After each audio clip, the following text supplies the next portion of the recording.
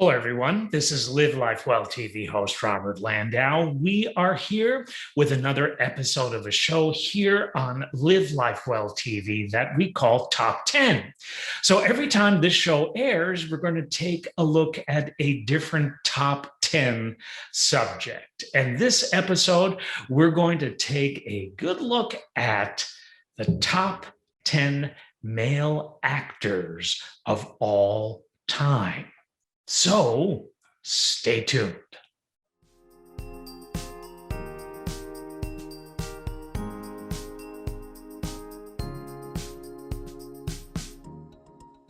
So obviously, there are more than 10 male actors that deserve this type of accolade, but we're going to narrow things down to 10 and present them to you in no particular order because all of these guys are truly, truly masters of their craft. But let's start things off with James Stewart.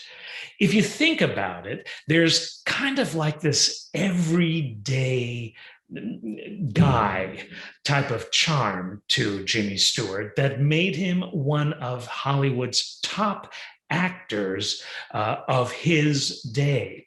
Roles in films that you might have seen that are more than memorable in Mr. Smith Goes to Washington, The Philadelphia Story, and need we mention It's a Wonderful Life, have all made Stewart a major star. It's as if nobody else could play those roles. He made them his own with his unique personality, his unique energy, and his unique take on what it was to be an actor during Hollywood's golden age.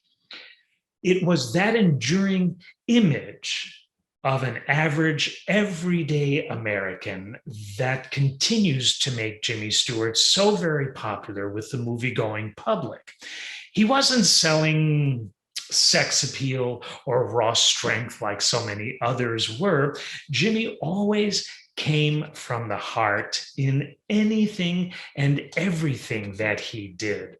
Besides his wonderful movie roles, every so often, and I just like to do this because it's a feel-good thing, I like to go on to YouTube and pull up a clip of when Jimmy Stewart, one of the times that Jimmy Stewart appeared on the Johnny Carson show, The Tonight Show. And it was always a wonderful thing to see him on that type of show because you really got to know Jimmy Stewart, the human being, the man. And what a lovely, lovely guy. Those clips of him on The Tonight Show always bring a smile to my face. And then it kind of lifts my spirit as well. It's for this and so many other reasons that Jimmy's amazing work also with Alfred Hitchcock truly stood out because he played against type. And he really got serious. In those films, we saw a darker, more unstable type of character that only went to prove how great a serious actor Jimmy Stewart truly was. Next up, we have Laurence Olivier, a true king and role model of what it is to be an accomplished and totally believable actor on the stage. That's how he started. Laurence Olivier was also known as the king of Shakespeare at the movies. Very difficult to sustain a Shakespearean role when it comes to the silver screen. And get this, in many of his cinematic Shakespeare roles, Olivier wouldn't only act Hamlet, let's say, but he would also direct. All through his career, Laurence Olivier was often known as the finest leading man you could ever have asked for on stage or the silver screen. It's sad to think and unbelievable to know that he never won an Academy Award, although back in 1979, he was given an honorary statuette for his truly amazing work in films. Next up, Mr. Jack Nicholson. With Nicholson, each role he played was totally different than the last one. He was wild. He was unpredictable. He was raw. He was funny. He was sad. He was crazy. He was lazy. All goes to say he's still with us, but was a truly magnificent and brilliant actor.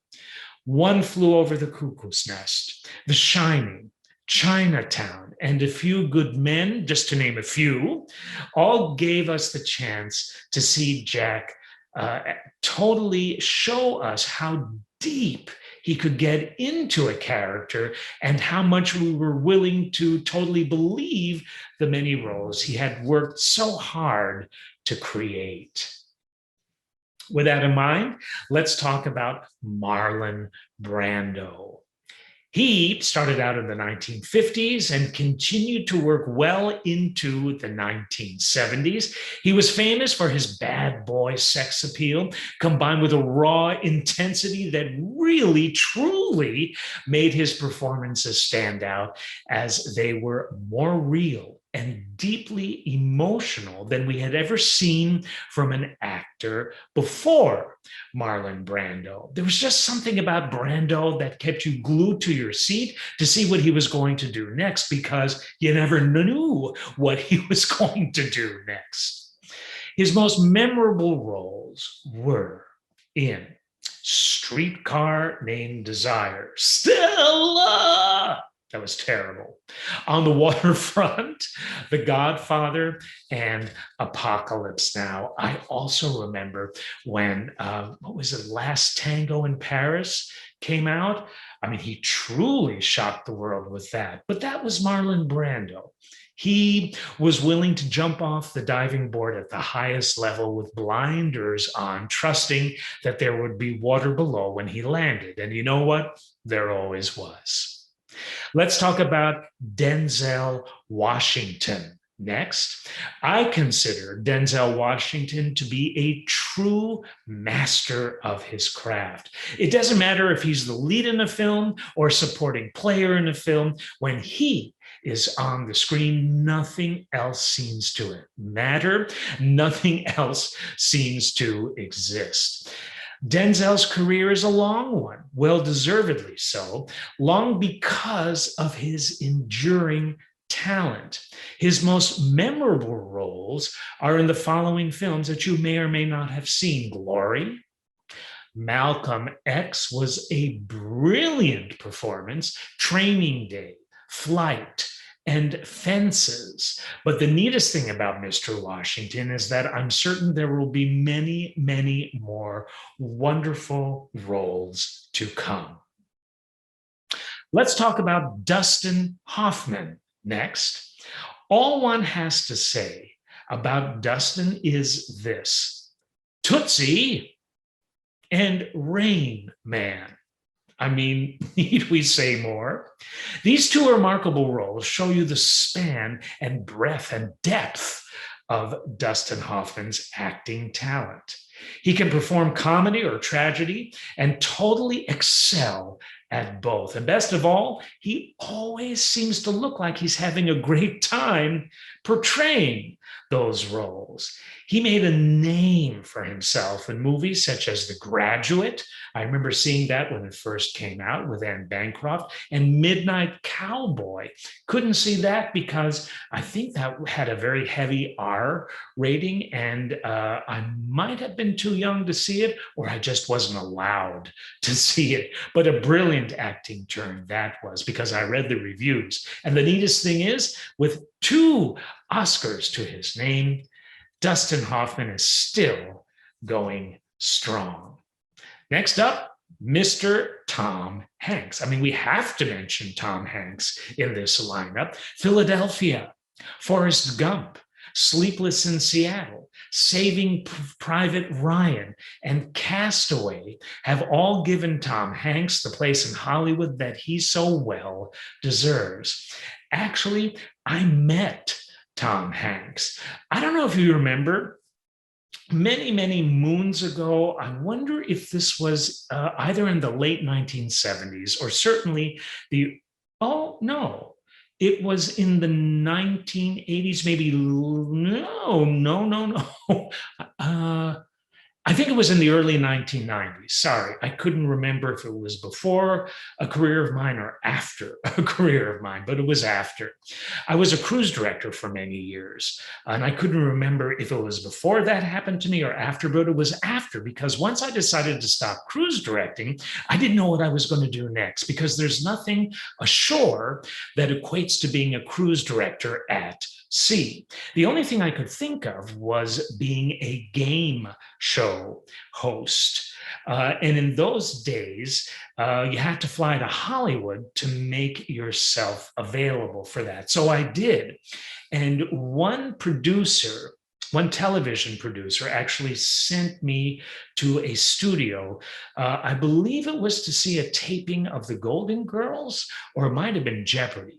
But either way, when I was walking around the studio after the taping that I had seen, I had an introduction to go see and meet Peter Scolari. I don't know if you remember a sitcom back in the day called Bosom Buddies. And it was about two guys who were part of a police force, and they dressed up as women to go into disguise to make arrests. And that was the whole premise of the show. And it starred Peter Scolari and Tom Hanks. So I was talking to Peter Scolari on the studio lot, and guess who comes up? Because they were doing a taping of Bosom Buddies that day. Tom Hanks said hello to me, shook my hand. I did the same with him. We had a wonderful discussion. And here's the takeaway that I got from that. Not only Peter Scolari, but Tom Hanks, I don't think it's changed, was a wonderful person. You could tell that there was a star quality about him, but no Hollywood antics or ego about it. He was an everyday Joe, just like you and I.